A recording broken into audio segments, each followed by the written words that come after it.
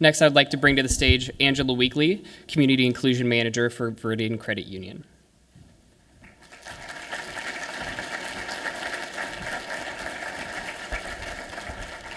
Good morning.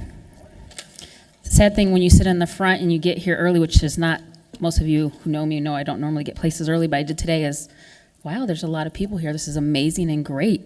Viridian is completely and totally honored to be able to sponsor this event. I think we've done this for the last 4 years, and to be able to share learning, because for us, inclusion is not just what happens inside our organization, but the things that can happen outside of our organization as well. So this education that we're able to help provide to the community that we live and serve is amazing, and we look forward to that. So with that, my challenge to you all is, don't take this just for yourself, what you can learn today for yourself, but how do you take this back to your family?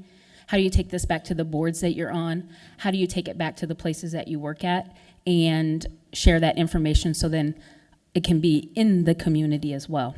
So that's just a challenge that I have for today for all of you, because usually the people that come here we're preaching to the choir, right? So what skills can you take out into the community? And if you got voluntold to come here, still take that opportunity to go back and share. Speaking of voluntold, I have the opportunity to share, to introduce our next speakers, and one of them takes being voluntold to do something very, very well. Very busy time for him, and he's actually going to be one of the presenters. This community is very blessed to have these two gentlemen be a part of the community.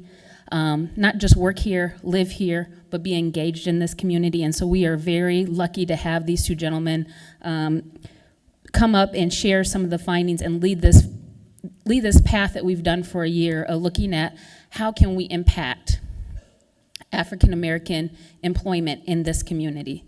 So we did that for an entire year, and these two gentlemen led that charge with a committee. And so they are going to present to you some of those findings. And so today, I'm going to introduce, I'm going to call him Dr. Marvin DeJear, because he's almost there. Originally from Tulsa, Oklahoma, I think we're going to get to keep him. He's the director of the Evelyn K. Davis Center and an adjunct professor at William Penn. He has a BBA, which I don't know what that stands for, and an MBA from Iowa State University. I don't know what the other B is, so I kept trying to figure that out. But he's also pursuing his PhD there, so that will be soon. We'll have Dr. DeJear, who was voluntold to be on this committee. I appreciate that. And then we have Phil Hall. He's the Senior Vice President and Employee Relations Leader at Wells Fargo. So even though I'm from Viridian, just again tell you how inclusive we are, even I can introduce a speaker from a competitor. So at Wells Fargo, he is on the Home Lending Diversity Council. He is the executive sponsor of the Black and African American Team Member Network. He has a BS, which I do know what that stands for, in business administration from Truman State, and a certificate in HR law from Drake. So gentlemen. Good morning, everybody. A little more enthusiasm. Good morning, everyone. Good morning. Thank you very much. I appreciate it. I'm Phil Hall, and it's a pleasure to be here this morning. Marvin and I are excited about talking with you about some work we've been engaged in for about a year now, or close to a year now anyway. So our purpose, we want to positively have some impact with what's going on in the employment arena for African Americans, and we want to compel you, each and every one of you, and the employer community to take some action, to do some things, to initiate some change. Why did the council take this on? That's what we're going to talk about today. What compelled us to engage in this activity? We want to also talk about some of the key data points that we discovered through our research that talks about some of the disparities within the African American community, specifically as it relates to employment and opportunity. We're going to share some recommendations. John might have took just a tiny bit of our thunder in terms of some of the things he talked about, so hats off to Wellmark for the great work they're doing. But we'll talk about some recommendations that we have that we think any employer of size and scope could be able to take on. And we're also going to talk directly about some programs that are in play right now that we consider real needle movers in this effort to make a difference for the African American community as it relates to employment. So a little bit of background and context for those of you that don't know. Des Moines is a great place to live and work. I was born and raised here, grew up on the east side, went to Tech High School, for those that remember Tech High School, and moved back here twice. Don't hold it against me. But sadly enough, the Huffington Post was a wake-up call for us, wasn't it? It said, yeah, Des Moines is a great place, but not necessarily a great place for African Americans. And we were ranked the 9th worst city in the country for African Americans. So if that's not a wake-up call, I don't know what is. So that means we need to do something. That means we have opportunity for change. And a couple of the key factors in that Huffington Post study showed that high unemployment of African Americans was one of the key contributors to that, around with disparities in median income. So clearly the employment space is one that we have opportunity to make some change. At this point, I want to have Marvin talk through some of the key data points that we talked about, and again, we'll circle back to talk about some of our recommendations. Thanks, Phil. Uh-oh. Yep. Good morning. Well, as you can see, no, don't worry about that. In 2015, the actual unemployment average rate for the United States was at 5.3%. But nationally, for African Americans, it was at 9.6%. So you can see some of the states that had the lowest unemployment for African Americans: Hawaii, Alaska, Nebraska, and Colorado. But the states that had the highest unemployment rate for African Americans: Iowa, Minnesota, and Nevada. If we look at it a little bit more on a long term, from 2009 to 2014, you can see for Iowa, for African Americans specifically, it stayed around 15% for the last 5 years. So it's been a consistent trend. It's not something that just happened last year. So this is unfortunately something that we've seen a pattern for.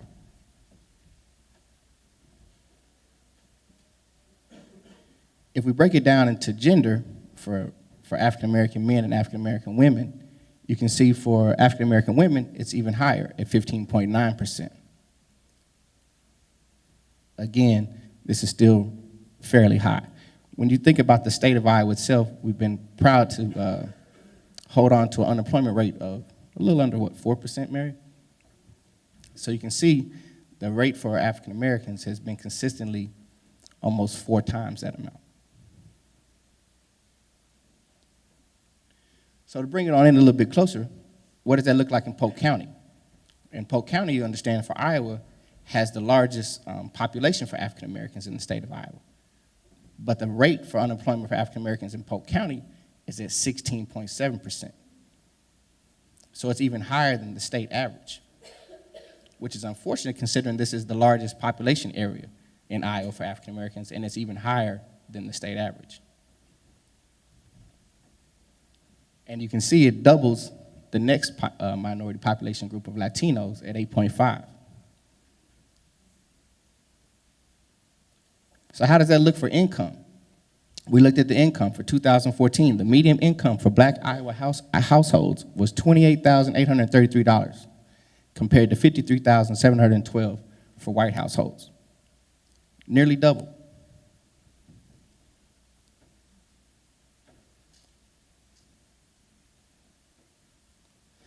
Some additional factors that influence employment. Education. You have higher dropout rates for African American students in Iowa as compared to all students. Criminal background. You have a higher representation of African Americans in the correctional system. Unconscious bias, presented to us by Dr. Glenda Bivens in one of our earlier workshops in the hiring process. Biases are roadblocks to hiring talent with criminal backgrounds and certain education levels. You look at a closer rate for educational dropouts from 9th through 12th grade, and you can see African Americans are at 5.5%. Now, it did go down from 2014 from 7.2, but if you look at that compared to white and Asian populations, again, nearly 4 times as high dropout rates for African Americans in our school system.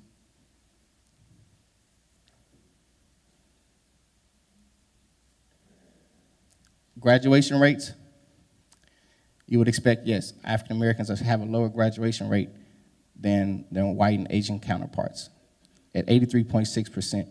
It has increased, so it has been improvement over the last couple of years. It has been trending in the right direction, which is a good thing.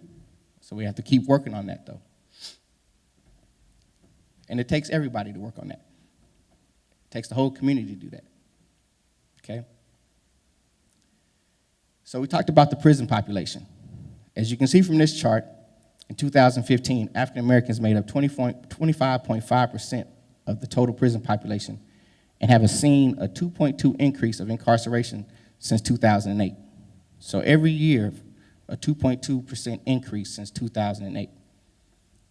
At the same time, the white population has seen a 2.6 decrease during that same time period. Now, you may say, okay, that's only 25%. It's still not the most, I guess, the highest amount of people incarcerated. But you have to take into effect that African Americans really only make up roughly 3% of the state population. So when you take that 3%, but then you make up 25% of the prisons, you see some huge disparities. And just until recently, Iowa was #1 in the country for that disparity, until our neighbors, Wisconsin, decided to be #1.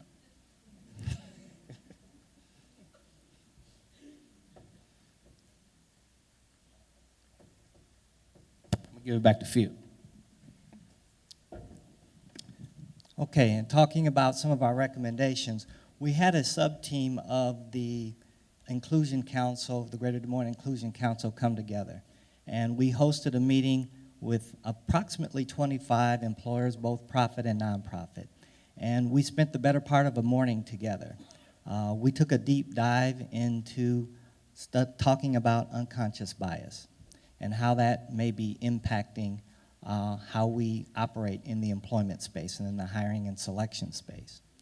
We also spent some time going very, very deep into the data. Marvin just touched on some of the data points that we talked about, and we went even deeper to talk about some of the data to understand the disparities and the differences between the African American population and the majority population. And then we also spent some time talking about, so what could we do? What can we do to impact change? What can we do to make a difference? How can we impact more positively the hiring and close the unemployment gap for African Americans in our community, giving it clearly as one of the key indicators and one of the key factors causing people of color to have a perception that this may not be the most inclusive place to live and work. So, as I said earlier, John maybe took a little bit of our thunder, because one of the things that we talked about was vision and values. But really initially we talked about most employers that I talk with and people that I talk with other companies and organizations, and certainly within my own, we take diversity and inclusion very, very seriously. And there's a lot of effort and energy being placed in the diversity and inclusion space. But we still think that we probably need to notch it up. And we need to put an even more keen focus on the space of diversity and inclusion. And it really does start with your vision and values. And I know that many organizations already have a mission statement or a vision statement around diversity and inclusion. John shared and Rona shared their information regarding Wellmark. Even if you have that in place now for your organization, you need to revisit it. Times are changing. The makeup of our communities are changing. The way we conduct business is changing. The way we communicate with each other is all changing. So while many statements can hold the test of time for a long time, we still need to revisit those statements to make sure that they're still aligned with our mission and vision of how we can make our organizations and certainly our community a more inclusive and welcoming place for all people. So it's really important to review the mission and vision for your organization.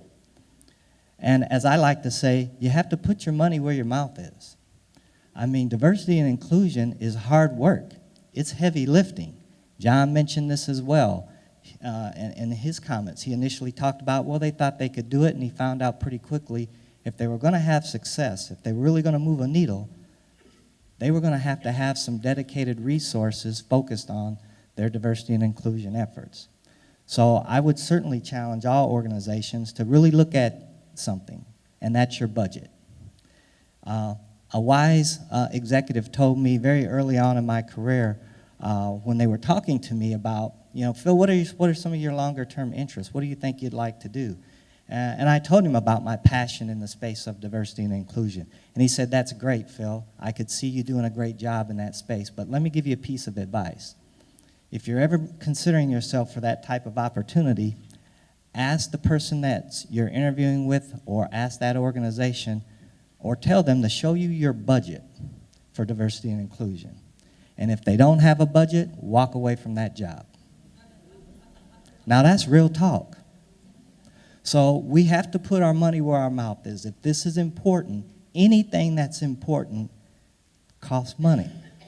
That's just the reality of business. So if we're going to really move a needle in this space and we don't have resources dedicated to that space, we don't have budget dollars dedicated to that space, then you're really not serious.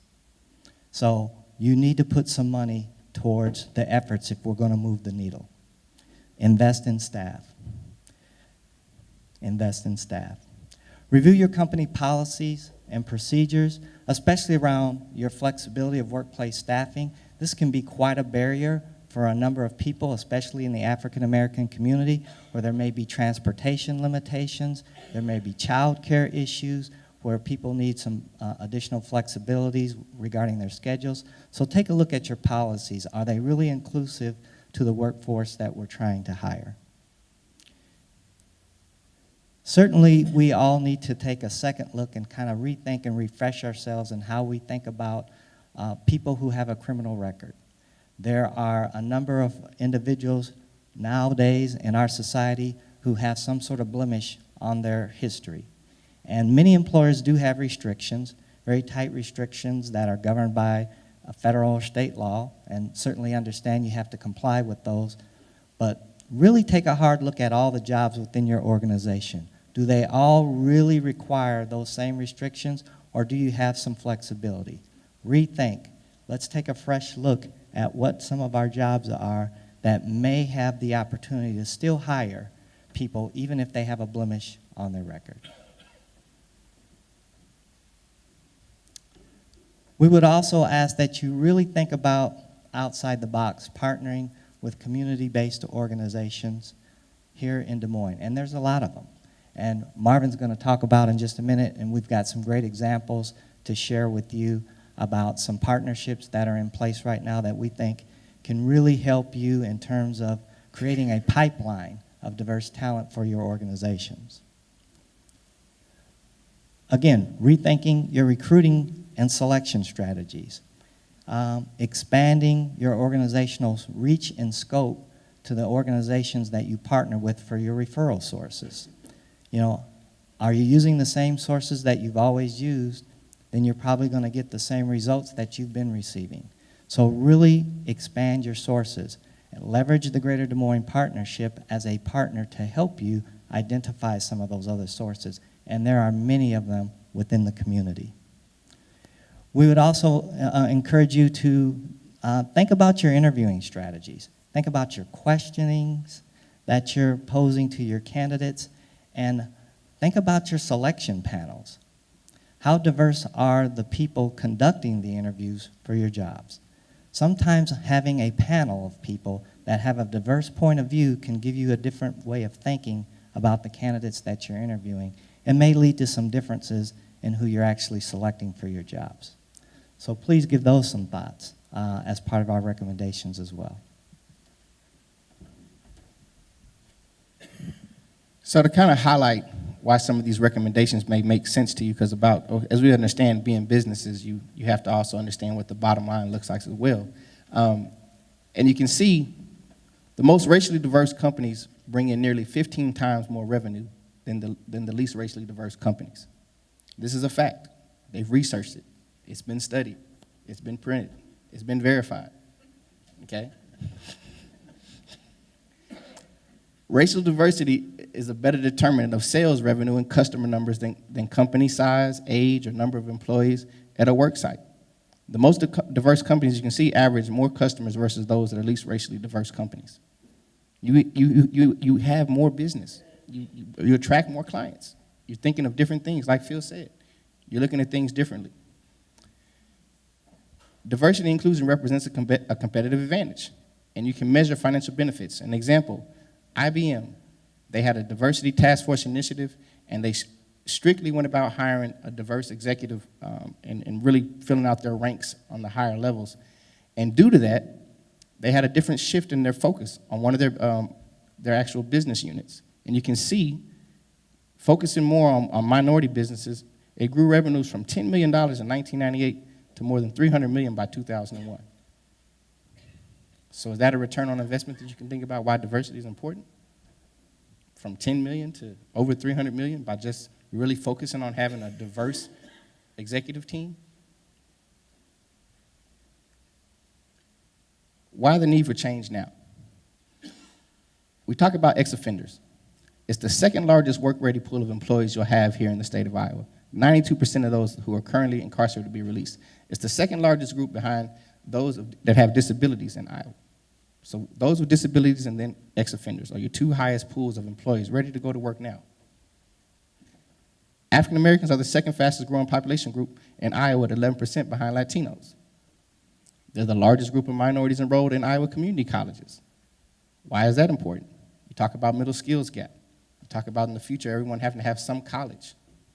That means you have a pool of clients, of employees, future employees. I say clients because I was in work mode, sorry. So you have, you have a larger pool of employees that you can pull from right here in the state of Iowa. They're right there in the community colleges waiting for you to come find them.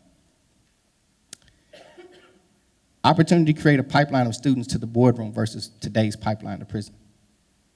Start working with youth training programs to get them work ready. The last 2 years, I've had a youth program for 4 years, but the last 2 summers, I've had over 300 kids apply for a summer job. But only due to my funding restrictions, I can only maybe take 50 to 75. So you can't say they don't want to work. I've had 12-year-olds come in every year ready to go to work if you find a way for them. Okay? So what are some of those other examples of youth training programs?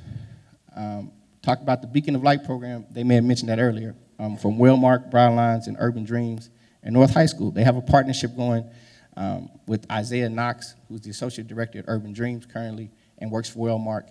And they've created a program where they're going in and looking at juniors at North High School and really getting them work ready and giving them different work skills that they need to be successful in and actually have a chance to explore careers at Wellmark and at Broadlines. I have our youth experience program at the Evelyn K. Davis Center for Working Families. Work with United Way of Central Iowa, Des Moines Public Schools, and various businesses. We work with youth from 14 to 21. We start at 14. You have to understand, by middle school, you have to start working with youth if you want them to stay on task and help fill the needs you'll have for the future. If you're thinking about 2025 and what your future workforce looks like, they're in middle school now.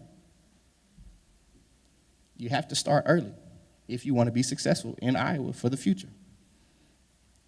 You also have Oak Ridge Summer Youth Employment Program.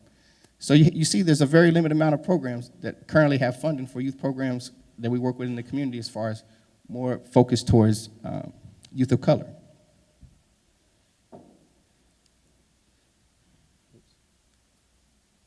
Now,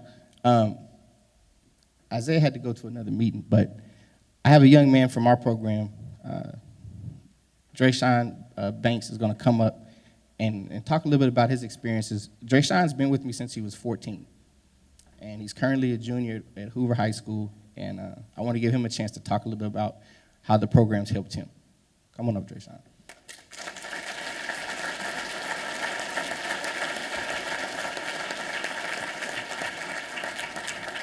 Good morning, everybody. All right, so basically, like, I've been, like I said, like you said, since I was 14, and this program helped me a lot with like communication skills, a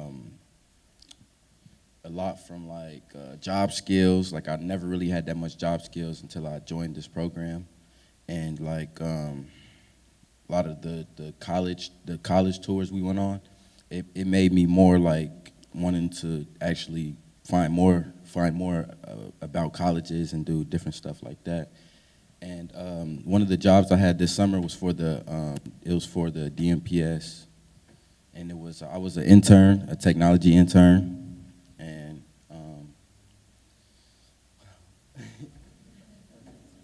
he said what?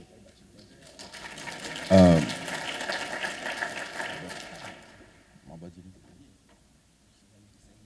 All right, well, yeah, and it also helped me a lot with like saving money and like investing money and doing different things, and how you can like make more of something out of just a little bit of anything. And I know a lot that I never thought that I would know if I never like really put my mind to it or did this program. So, yeah. That, for DeJear, when he came to me at 14, he wouldn't have got up here and stood in front of you even to say that. He's very quiet. He's definitely a young man that keeps to himself when necessary. So the fact that he was up here, thank you, DeJear. So we're going to take a few questions, but before that, a couple of challenges that I want to be able to issue to each and every one of you. The first one would be, next year, this forum is held every year, annually. This is the fourth. We're looking forward to this continuing. We would love to see an employer standing here next year to talk about an innovative program that they've initiated that is really making a difference, or that they can see futuristically that it will make a difference. So take that as a challenge. We don't want Marvin to have to come back and talk about the same program. Not that they're not good, they are, and they are needle movers. But we need more than what we have listed on the board right now. So I'm challenging each and every one of you to go back to your employers, talk about what you can do, really take this challenge seriously, and let's come back and have some additional examples next year that we can share with this audience and more broadly. That's challenge number one. Challenge number two is this. When we got together with the 25, 30 employers and we're doing our deep dive together, looking at the data, talking about opportunities, and talking about unconscious bias, what really came to the forefront across the group pretty unanimously was that really all of this starts with us as individuals. What am I doing personally to elevate my own game and really elevate my own awareness, especially when it comes to things like unconscious bias? What is it that I am doing? How am I raising my own awareness? How am I gaining skills and knowledge in this space that will actually help my community be more inclusive? Someone, Angie said earlier, it's kind of like preaching to the choir. I mean, we're all here because we care, we're interested, we're here for knowledge, for information, to try to do something. So let's do something. And it really starts with ourselves. What are we doing for ourselves first? And then how are we taking that to others that we know? So those are your two challenges. I please hope that you take those seriously. If anyone has questions, are you guys ready for some questions? We'll do that. But real quick, while you guys are thinking of some questions, where are the individuals that also worked on this project? I think that you should stand and be recognized. I know that many of you are in the audience that worked on this initiative on behalf of the Greater Des Moines Partnership, the committee. Please stand up. I think you should be recognized. Claudia.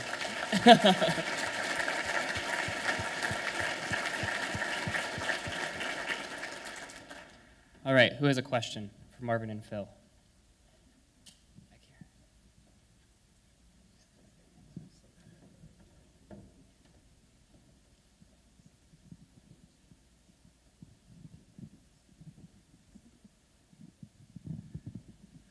Good morning. My name is Mark Reed. I'm with Global Atlantic. Question I have is either Phil or Marvin can address it, but I know that you and John both mentioned business case in your presentation. And as our country becomes increasingly ethnically diverse, how do you think that failure to develop a diversity inclusion strategy will impact companies and their various marketplaces? I'll be happy to answer that. First, Marvin, if you want to add anything onto that. But just in the industry that I'm in, I mean, clearly the marketplace is changing. And so where your future customers are coming from and who your future customers are going to be significantly more diverse, and they're becoming more and more diverse every day. The challenge for any organization is, how do you appeal to this new emerging marketplace? We have an immigrant population that is expanding. We have the Black, African American, the Hispanic populations expanding, and how they want to do business is different. How they communicate is different. How they want to interface with you is different. And we also have generational issues as well. You know, we have a population that is across the country, people are living longer, but people in more mature generations, they don't necessarily want to communicate in the way that my son and my daughter like to communicate, which is, in my opinion, not really at all, because all they want to do is do this. Well, you know, my godmother doesn't want to do that. She has a cell phone. She doesn't know how to text. She doesn't know how to take a picture or receive a picture. She just knows if it rings, she picks it up and she can talk to somebody. That's it. And that's all she wants to do. So you got a lot of difference in how people want information and how they want to communicate. So without the diversity in your workforce to understand those issues, your organization is likely going to clearly start falling behind and falling behind quickly. And if these diverse populations don't feel that you have an interest in understanding their needs, they're going to go somewhere else. As I always say, and my father always taught me, money is green. And people are going to go where they feel they're getting the value for their dollar. And if you don't respect me, and it could be viewed as a term of almost respect in some cultures, if you're not interested in trying to develop communications or tools or resources that would appeal to my community or my culture, they're going to take their business somewhere else. So for those reasons alone, I think it's critically important that businesses continue to diversify their workforce just based on the changing demographics. I'll just add also that you have to also remember in Des Moines Public Schools, the majority is minority now for the students that represent Des Moines Public Schools. So as you think about the future, you're going to have a diverse workforce, whether you're ready for it or not. So you might as well start getting ready.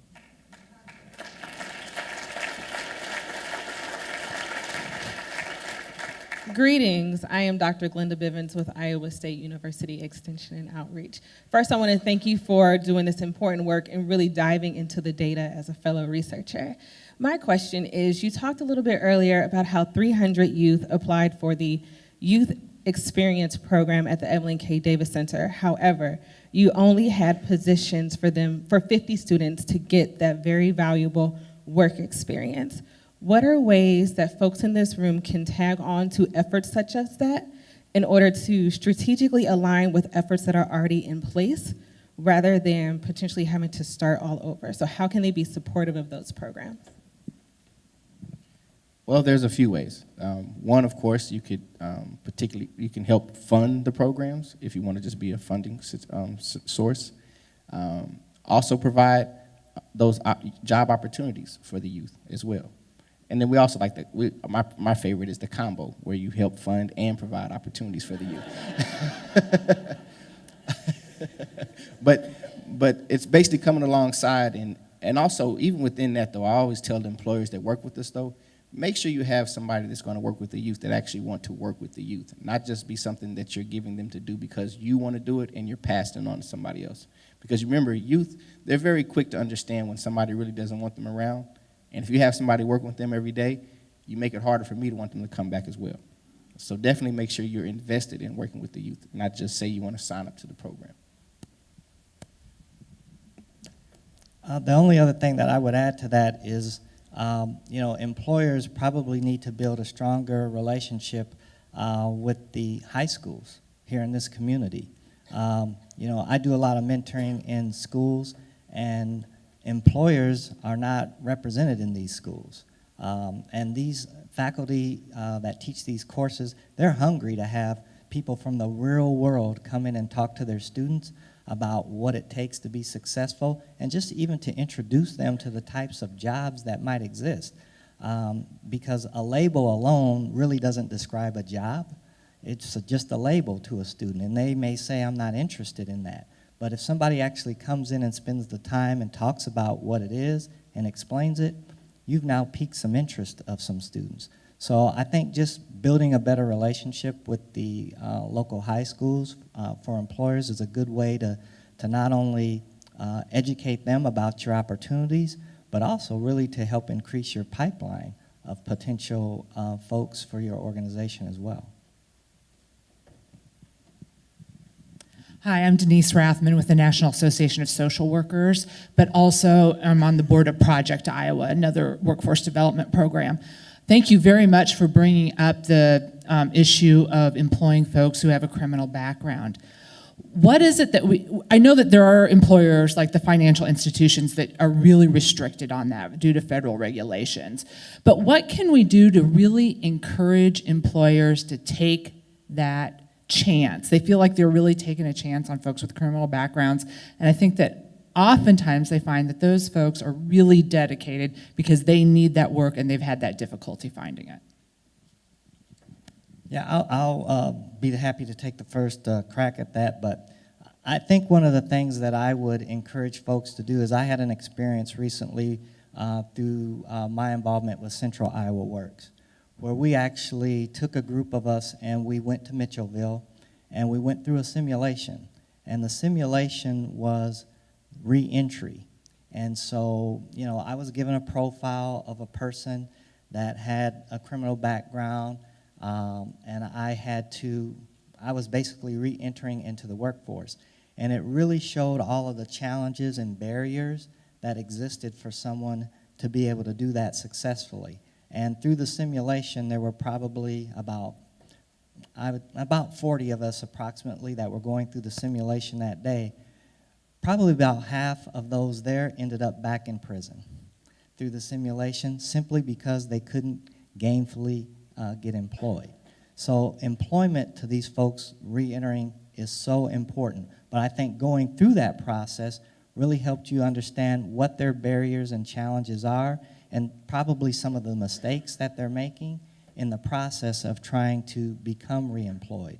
So I think if we're really serious about helping people that may be incarcerated, we're probably going to have to invest some time in actually going into the system and providing people real information, how to fill out an application, how to interview when you know you have a criminal history, how to successfully interview and navigate that process, and really some hands-on support and training for these folks so that when they come out, they're more prepared, they know how to talk about what their experience is, and even what they gained from a skill set through prison. Many of these folks are learning some skills that are very valuable to employers through the process and have really changed their lives through their situation, and can be a very compelling story that really compels you to want to give someone an opportunity. So I think it's helping on that end. Two quick things as well. One, if you feel that it is a huge risk to you to hire ex-offenders, they actually have programs where you have bonding opportunities for those employees. So you can minimize your risk as far as what you perceive as risk hiring an ex-offender, but you'll find out very quickly that they'll be your most loyal employees. Those companies that have actually taken out and utilized the bond program in the state of Iowa, no one's actually had to call in the bond.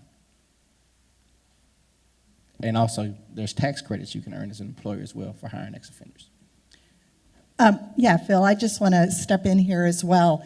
The partnership, Evelyn K. Davis and United Way are partnering with U.S. Attorney Kevin Vandershell and we're piloting a mentorship program for ex-offenders.